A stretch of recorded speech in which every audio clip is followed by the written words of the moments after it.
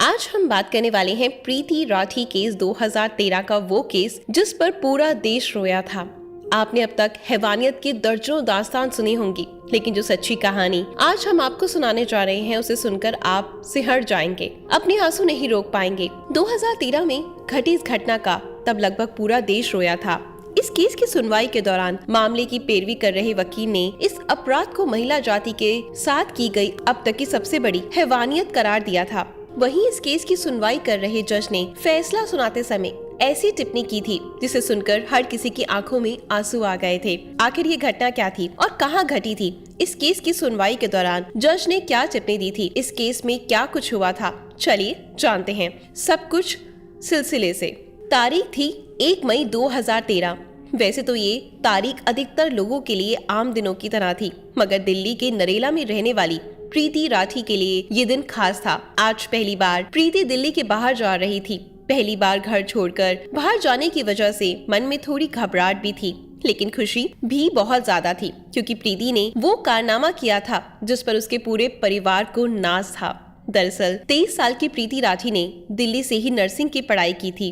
पढ़ाई पूरी करने के बाद वो मिलिट्री हॉस्पिटल में नर्स बनना चाहती थी। इसके लिए उसने तैयारी भी शुरू कर दी। इसी दौरान इंडियन नेवी में नर्स की वैकेंसी निकली। प्रीति राठी ने इस जॉब के लिए अप्लाई किया, एग्जाम में शामिल हुई और सफल भी हुई। प्रीति नेवी में बतौर नर्सिंग ऑफिसर सिलेक्ट कर ली गई थी। अब सभी कागजी कार्रवाई पूरी हो चुकी थी और अब प्रीति को बॉम्बे के कोलाबा में स्थित नौसेना ऑफिस में रिपोर्ट करना था। उसे INS बॉम्बे में बतौर सेकंड लेफ्टिनेंट ड्यूटी ज्वाइन करनी थी। इसी वजह से प्रीति बॉम्बे जा रही थी। क्योंकि परिवार की बेटी पहली बार दिल्ली से बाहर जा रही थी, इसलिए प्रीति को बॉम्बे तक छोड़ने उसके पिता अमर सिंह राठी, चाचा विनोद कुमार दहिया और चाची सुनीता दहिया भी साथ जा रहे थे। इन सभी को गरीब रथ एक्सप्रेस से बॉम्बे के बांद्रा स्टेशन पर पहुंचना था। तय समय पर 1 मई 2013 को ट्रेन दिल्ली के निजामुद्दीन स्टेशन पर आकर रुक जाती है। ट्रेन रुकते ही प्रीति अपने परिवार वालों के साथ जल्दी से ट्रेन में सवार हो जाती है और सभी अपने अपने सीट पर बैठ जाते हैं और ट्रेन अपनी मंजिल की तरफ बढ़ने लगती है। इस ट्रेन में काफी भीड़ भाड़ थी। सीट पर जितने लोग थे वो तो थे ही, इसके अलावा काफी लोग खड़े भी थे, इसलिए बोगी के अंदर गहमा गहमी कुछ ज्यादा ही थी। ट्रेन के अंदर भीड़ के बीच एक युवक ऐसा भी था जिसने अपना चेहरा गमछे से छुपाया हुआ था और कैप पहना हुआ था। वो किसी से बातें नहीं कर रहा था, लेकिन कभी उठकर बाथरूम की तरफ जाता तो कभी वापस अपनी सीट पर आकर बैठ जाता। वो अक्सर प्रीति को झांकने की कोशिश करता रहता। ये बात प्रीति के परिवार वालों ने भी नोटिस की और वो कुछ ज्यादा ही सतर्क हो गए। खैर, भीड़ भाड़ और गहमा गहमी के बीच सभी लोग लगभग सो रहे थे। रात यूं ही गुजरती जा रही थी। सुबह होते ही सब लोग उठ जाते हैं और उधर ट्रेन भी अपनी मंजिल की तरफ तेजी से बढ़ते हुए बॉम्बे पहुंच जाती है। अब तारीख बदलकर 2 मई 2013 हो चुकी थी। प्रीति और उसके परिवार वालों को बांद्रा टर्मिनल पर उतरना था। सुबह के 8:05 पर ट्रेन बांद्रा स्टेशन पहुंच जाती है और प्रीति और उसके पिता, चाचा और चाची सभी ट्रेन से उतर जाते हैं। यहाँ से अब सभी अपनी मंजिल की तरफ बढ़ना शुरू कर देते हैं। ट्रेन से उतरते प्रीति थोड़ी थकी हुई महसूस कर रही थी, इसलिए वो थोड़ा धीरे धीरे चल रही थी, जबकि प्रीति के पिता और उसके चाचा चाची प्रीति से कुछ कदम आगे चल रहे थे। जब प्रीति ने देखा कि वो चलने में अपने माता पिता और चाचा चाची से काफी पीछे हो गई है, तो उसने भी अपने कदम को तेजी से बढ़ाना शुरू किया ताकि वो लोगों के पास पहुंच सके। अभी प्रीति ने अपने कदम तेजी से बढ़ाने शुरू ही किए थे कि अचानक प्रीति महसूस करती है कि किसी ने उसके कंधे पर पीछे से छुआ है। प्रीति के अचानक रुकते ही वो पीछे मुड़कर देखती है कि किसने उसे छुआ। प्रीति जैसे ही अपना चेहरा पीछे करती है, उसे वही लड़का दिखता है जो अपने चेहरे को गमछे से छिपाकर उसकी बोगी में बैठा हुआ था और लगातार उसे देखने की कोशिश कर रहा था। उसे देखने के बाद प्रीति को समझ पाती उससे पहले ही वो नकाबपोश लड़का एक डब्बा निकालता है और अगले ही पल उस डब्बे में से कुछ प्रीति के चेहरे की तरफ फेंकता है।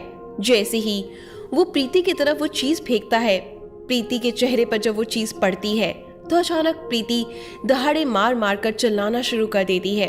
प्रीति की आवाज सुनकर उसके पिता और चाचा चाची दौड़कर उसके पीछे आ जाते हैं और दूसरे पैसेंजर भी प्रीति के आसपास जमा हो जाते हैं। प्रीति की हालत देखकर लोगों को समझ आ जाता है कि दरअसल किसी ने उसके चेहरे पर एसिड अटैक किया है। प्रीति के पिता और चाचा चाची जैसे ही प्रीति को संभालने की कोशिश करते हैं, एसिड के कुछ छींटे प्रीति के कपड़ों से उनके हाथों पर भी लग जाते हैं और उन लोगों के भी हाथों में जलन शुरू हो जाती है। फिर भी वो अपने दर्द को भूलकर प्रीति को संभालने में लग जाते हैं। प्रीति के चाचा तुरंत उसे उठाते हैं और स्टेशन मास्टर के ऑफिस में लेकर जाते हैं, क्योंकि प्रीति काफ़ी तकलीफ में थी और जख्म काफ़ी गहरा लगा था। इसलिए रेलवे अधिकारी तुरंत प्रीति को दूसरे अस्पताल भेजने की तैयारी शुरू करते हैं।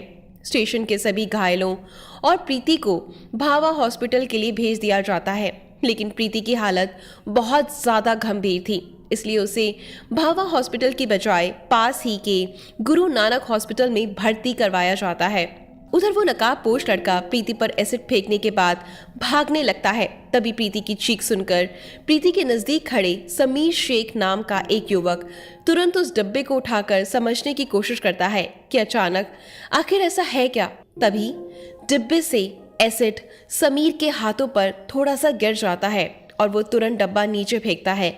उसे समझ आ जाता है इस लड़की पर एसिड अटैक हुआ है और वो तेजी से उस नकाबपोश व्यक्ति के पीछे भागना शुरू करता है। साथ ही चिल्लाता है, सलीम, सलमान, उसे पकड़ो, पकड़ो उसे। दरअसल वो लोग भी उस नकाबपोश का पीछा करने लगते हैं, लेकिन कुछ ही पलों में वो नकाबपोश उन सभी को चकमा देकर वहां से भाग निकलने में कामयाब हो जाता है। समीर, सलीम और सलमान, इन तीनों नामों को याद जरूर रखिएगा, क्योंकि इस केस में इनकी महत्वपूर्ण भूमिका है। प्रीति को गुरु नानक हॉस्पिटल में एडमिट करवा दिया जाता है। यहाँ उसका ट्रीटमेंट शुरू हो जाता है, जबकि प्रीति के पिता, चाचा चाची समीर शेख को भी भावा हॉस्पिटल में ले जाया जाता है। इधर पुलिस मौके पर पहुंचकर पंचनामा बनाना शुरू कर देती है। समीर के जख्म ज्यादा गहरे नहीं थे, इसलिए उसे हॉस्पिटल से कुछ ही देर में छुट्टी मिल जाती है और उसे पुलिस वापस घटना स्थल पर लेकर जाती है और उसके बयान पर पंचनामा दर्ज करना शुरू कर देती है। इसके अलावा पुलिस वहां से सबूत भी इकट्ठे करती है, क्योंकि प्रीति को भावा हॉस्पिटल ले जाने के लिए कहा गया था, लेकिन उसकी हालत बहुत ज्यादा गंभीर थी, इसलिए जल्दबाजी में गुरु नानक हॉस्पिटल ले जाया गया। लेकिन समस्या ये थी कि गुरु नानक हॉस्पिटल में बर्न यूनिट नहीं था और वहाँ कई अन्य सुविधाओं की भी कमी थी। इसलिए कुछ देर बाद प्रीति को गुरु नानक हॉस्पिटल से मसीना हॉस्पिटल रेफर कर दिया जाता है। मसीना हॉस्पिटल पहुंचते ही प्रीति का इलाज शुरू हो जाता है। इधर पुलिस भी प्रीति का बयान दर्ज करने के लिए मसीना हॉस्पिटल पहुंचती है, लेकिन जख्म इतना गहरा हुआ था कि प्रीति की आवाज जा चुकी थी। प्रीति का चेहरा बुरे तरीके से जल चुका था। उसके गर्दन पर भी गंभीर घाव हुए थे। इस कारण प्रीति का बयान दर्ज नहीं किया जा सका। प्रीति के शरीर पर जरूर गहरे जख्म हुए थे, मगर प्रीति का हौसला अभी टूटा नहीं था और वो पूरे जज्बे हिम्मत से लड़ रही थी। अब प्रीति चाहकर भी कुछ नहीं बोल पा रही थी, तो उसने हाथों से लिखने का इशारा किया। इसके बाद प्रीति को पेन और पेपर दिया गया। प्रीति लिखकर डॉक्टर और अपने माता पिता से बात करने लगी। इस एसिड अटैक की खबर मीडिया में फैल चुकी थी और धीरे धीरे ये खबर अखबारों और टेलीविजन की सुर्खियां बनने लगी। देखते ही देखते देश भर में ये मुद्दा छा गया। इस एसिड अटैक के खिलाफ लोग सड़कों पर उतरने शुरू हो गए और देश के कई हिस्सों में विरोध प्रदर्शन किया गया और जल्द से जल्द प्रीति के गुनाहगारों को गिरफ्तार करके सजा देने की मांग शुरू हो गई। पुलिस पर भी भारी दबाव बन चुका था, तुरंत अपराधी को गिरफ्तार करें। लेकिन समस्या ये थी कि अपराधी का कहीं से कोई क्लू नहीं मिल रहा था। हालांकि घटना के समय स्टेशन पर मौजूद कुछ गवाहों के बयान के अनुसार अपराधी का स्केच पुलिस ने तैयार करवा लिया और अपराधी की तलाश शुरू हो गई, मगर पुलिस के हाथ खाली थे। इस बीच 4 मई 2013 को पवन कुमार, एक लड़का, प्रीति की बहन तनु को फोन करता है और प्रीति के बारे में पूछता है वो कैसी है। पवन कुमार बीटेक का स्टूडेंट था और प्रीति से उसकी पुरानी जान पहचान थी। इस बात की जानकारी तनु अपने पिता अमर सिंह राठी को देती है और अमर सिंह राठी जांच कर रहे पुलिस अधिकारियों को इस बात की जानकारी देते हैं कि पवन कुमार नाम के एक लड़के ने फोन करके प्रीति का हाल चाल पूछा है। ये जानकारी हाथ ना लगने के बाद पुलिस वो स्केच जो गवाहों के बयान के आधार पर बनाया गया था वो दिखाती है और प्रीति से पूछती है कि क्या तुम इन्हें पहचानती हो। जवाब में प्रीति बोर्ड पर 3 नाम लिखती है, सत्यम, अंकुर और पवन कुमार। प्रीति के अनुसार स्केच में दिख रहा लड़का इन तीनों में से कोई एक था, क्योंकि प्रीति ने पवन कुमार का नाम लिया था और पवन कुमार ने फोन करके प्रीति का हालचाल जाना था। इसलिए पुलिस अनुमान लगाती है कि शायद पवन कुमार ने ही प्रीति पर एसिड फेंका है और वो जानना चाह रहा होगा कि प्रीति जिंदा है या फिर मर गई। इसलिए पवन कुमार को दायरे में लेते हुए पुलिस जांच करना शुरू कर देती है और तुरंत पवन कुमार की तलाश में लग जाती है। कुछ ही दिनों की खोजबीन के बाद 9 मई 2013 को पुलिस पवन कुमार को गिरफ्तार कर लेती है। इस गिरफ्तारी की खबर के बाद लोगों का गुस्सा और भड़क जाता है और वो जल्द से जल्द अपराधी को कड़ी से कड़ी सजा दिलाने की मांग करना शुरू कर देती है। लोग प्रीति के जल्द से जल्द स्वस्थ होने की दुआएं करने लगते हैं, मगर प्रीति की हालत दिन प्रतिदिन बिगड़ती ही जा रही थी। मसीना में आए हुए उसे कई दिन हो चुके थे और यहाँ प्रीति की कई सर्जरी की गई थी, मगर हालात सुधरने की बजाय बिगड़ते ही जा रही थी। प्रीति के इंटरनल ऑर्गन धीरे धीरे काम करना बंद कर रहे थे। मसीना हॉस्पिटल के डॉक्टर को लगने लगा कि प्रीति की हालत ज्यादा गंभीर हो रही है, तो उन्होंने तुरंत प्रीति को रेफर करते हुए बॉम्बे हॉस्पिटल भेज दिया ताकि बेहतर इलाज मिल सके, क्योंकि इस केस से लोगों का सीधा जुड़ाव हो चुका था और लोग हर पल प्रीति की हालत के बारे में जानना चाहते थे। इसलिए सरकार ने भी प्रीति को बेहतर से बेहतर इलाज देने की व्यवस्था की। जैसे ही प्रीति को बॉम्बे हॉस्पिटल लाया जाता है, देश के टॉप स्पेशलिस्ट डॉक्टरों की टीम बुलाई जाती है और उन्हें ही प्रीति का इलाज का जिम्मा दिया जाता है। लाख कोशिशों के बावजूद भी यहाँ भी हालात सुधरने की बजाय बिगड़ते ही गए और प्रीति वेंटिलेटर सपोर्ट पर चली जाती है। फिर भी डॉक्टर हार नहीं मानते और प्रीति की जान बचाने की हर संभव कोशिश करते हैं। एसिड अटैक को लगभग 2 महीने हो चुके थे और प्रीति अभी भी उसी हालात से लड़ रही थी। लेकिन 1 जून 2013 को दिल की धड़कन रुकने की वजह से प्रीति इस दुनिया को छोड़कर चली जाती है। प्रीति की मौत की खबर से देश में गम और गुस्से की लहर दौड़ जाती है। हर कोई प्रीति के जाने से सदमे में था। प्रीति की मौत के बाद पोस्टमार्टम किया जाता है और उसके शव को अंतिम संस्कार के लिए दिल्ली लाया जाता है, लेकिन प्रीति के घर वाले मामले की सीबीआई जांच की मांग करते हुए अंतिम संस्कार करने से मना कर देते हैं। प्रीति के शव साथ ही एक प्रदर्शन रैली निकाली जाती है। अंत में सरकार की ओर से सीबीआई जांच का आश्वासन मिलने के बाद पूरे राजकीय सम्मान के साथ प्रीति का अंतिम संस्कार किया जाता है। प्रीति की मौत और अंतिम संस्कार के बाद हर किसी की एक ही मांग थी कि जल्द से जल्द प्रीति के कातिलों को कड़ी से कड़ी सजा दिलवाई जाए। पुलिस ने भी पवन कुमार नाम के एक लड़के को गिरफ्तार कर लिया था, लेकिन समस्या ये थी कि पवन कुमार के खिलाफ किसी भी तरह का कोई सबूत नहीं मिल रहा था।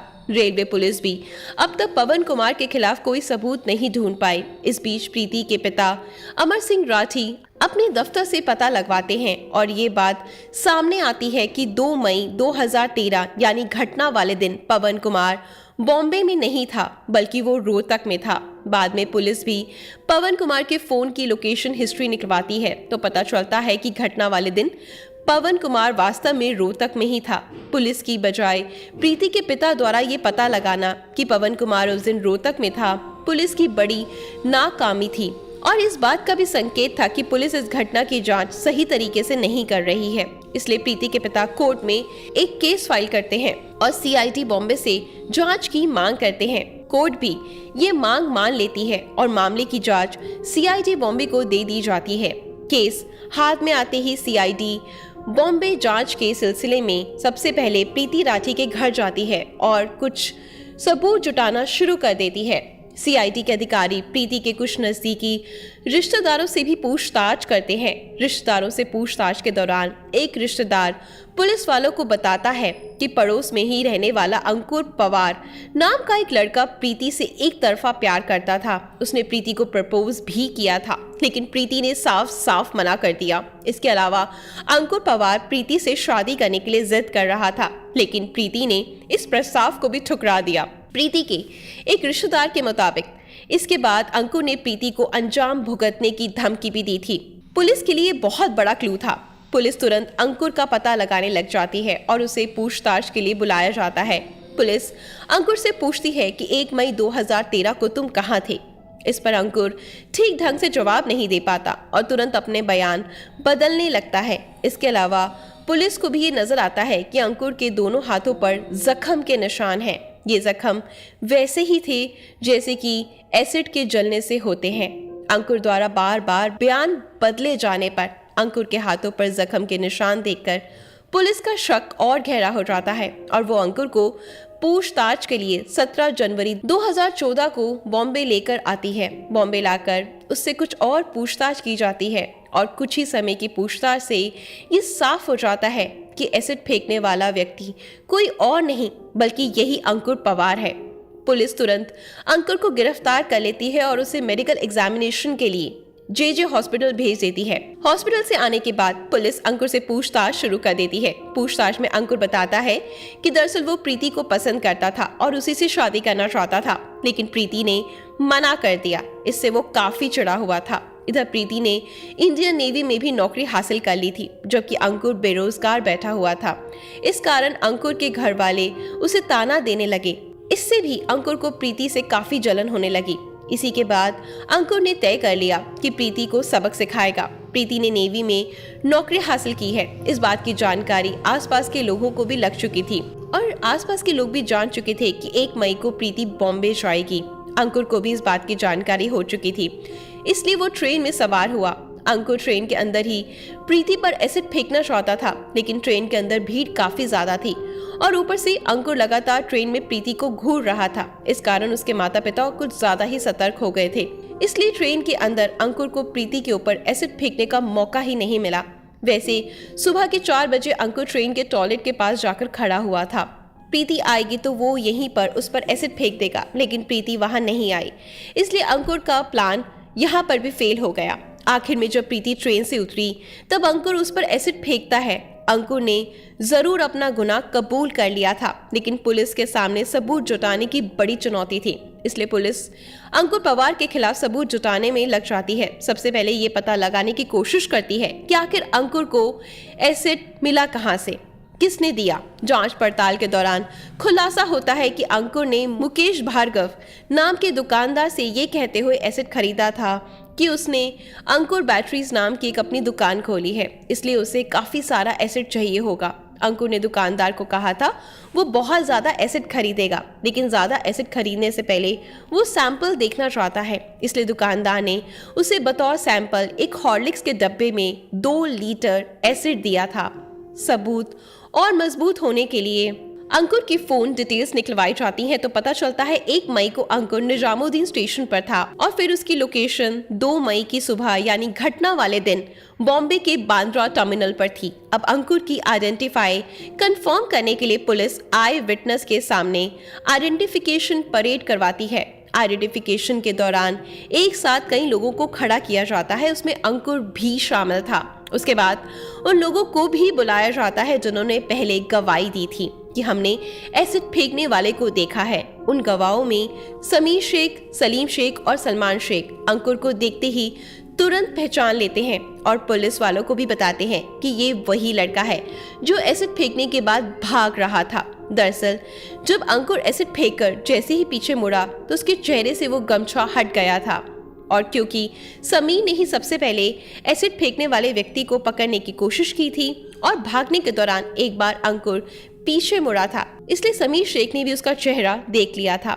इसके अलावा सलीम और सलमान भी अंकुर का चेहरा देख चुके थे, इसलिए परेड के दौरान इन दोनों ने भी उसे पहचान लिया। परेड के दौरान समीर इस बात की पुष्टि भी करता है कि पुलिस ने जो डब्बा घटना स्थल से बरामद किया है वही डब्बा उसने अंकुर के हाथ में भी देखा था। इन तीनों के अलावा पवन नाम का एक और व्यक्ति अंकुर की पहचान करता है। इसके अलावा एक और व्यक्ति परेड के दौरान अंकुर की पहचान करता है और इस बात की गवाही देता है कि अंकुर उस रात ट्रेन में मौजूद था, क्योंकि लगभग 4 बजे उन्होंने अंकुर को टॉयलेट के पास खड़े देखा था। सभी पुख्ता सबूत जमा करने के बाद इस केस में अंकुर पवार को मुख्य आरोपी बनाते हुए चार्जशीट फाइल की जाती है और मामले की सुनवाई civil and session court greater Bombay में शुरू होती है। आपका खून खौल जाएगा कि जब अंकुर को सुनवाई के लिए कोर्ट में लाया जाता है। वो अक्सर मुस्कुराते हुए आता था। कई बार वो मुस्कुराते हुए विक्ट्री साइन दिखाता था। कोर्ट में सुनवाई के दौरान पुलिस की ओर से कुल 35 गवाह पेश किए गए। कोर्ट में भी आकर समीर, सलीम और सलमान शेख अंकुर की पहचान करते हुए गवाही देते हैं। सभी सबूतों और गवाहों को देखने के बाद आखिरकार स्पेशल कोर्ट द्वारा प्रीति राठी के अपराधी अंकुर पवार को आईपीसी धारा 302 और धारा 326 के तहत दोषी पाते हुए मौत की सजा सुनाई जाती है और 5,000 का जुर्माना भी लगाती है। ये भारत के इतिहास में पहली बार था कि जब किसी एसिड अटैकर को फांसी की सजा सुनाई जाती है। इस मामले में पैरवी कर रहे स्पेशल पब्लिक प्रोसिक्यूटर MM चिलमरकर ने अंकुर की इस दरिंदगी को किसी भी महिला के खिलाफ की गई अब तक की सबसे बड़ी हैवानियत करार दिया था। वहीं इस मामले की सुनवाई कर रहे जज ने फैसला सुनाने से पहले टिप्पणी की कि इस एसिड अटैक की वजह से प्रीति का चेहरा इतनी बुरे तरीके से जल चुका था और इतना भयावह हो गया था कि अगर प्रीति अपना चेहरा देख लेती तो शायद वो उसी दिन मर जाती। ये टिप्पणी अंकुर की दरिंदगी को बताने के लिए काफी है। अंकुर पवार कितना बड़ा शैतान और पत्थर दिल इंसान था, इसका अंदाजा आप इस बात से भी लगा सकते हैं कि जब जज ने उसे फांसी की सजा सुनाई तो उसके चेहरे पर जरा सा भी डर का भाव नहीं था। उसने प्रीति के साथ जो कुछ भी किया उसे कोई अफसोस नहीं था। वो कोर्ट में बड़ी बेशर्मी से मुस्कुरा रहा था। उसकी ये क्रूर हंसी प्रीति के परिवार वालों के जख्म पर नमक जैसी थी। बॉम्बे सेशन कोर्ट से भले ही अंकुर को फांसी की सजा मिल गई, मगर अंकुर ने बॉम्बे हाई कोर्ट में इस फैसले के खिलाफ अपील कर दी। हाई कोर्ट ने इस मामले की सुनवाई जस्टिस BP धर्म अधिकारी और जस्टिस PD नायक कर रहे थे। इस मामले की लंबी सुनवाई के बाद जून 2019 में बॉम्बे हाई कोर्ट ने सेशन कोर्ट के फांसी के फैसले को उम्र कैद में बदल दिया। वैसे जिस दर्द से प्रीति गुजर रही थी, जिस दर्द से प्रीति के माता पिता गुजर रहे थे, उस दर्द के सामने शायद उम्र कैद की सजा तो क्या, फांसी की सजा भी कम थी। दोस्तों, आपका क्या कहना है कि हमारे देश के कानून ने क्या सही किया? कमेंट बॉक्स में ज़रूर बताइएगा। और अगर आप ऐसी ही और सच्ची घटनाओं पर वीडियो चाहते हैं तो हमारे वीडियो को लाइक और शेयर ज़रूर करें।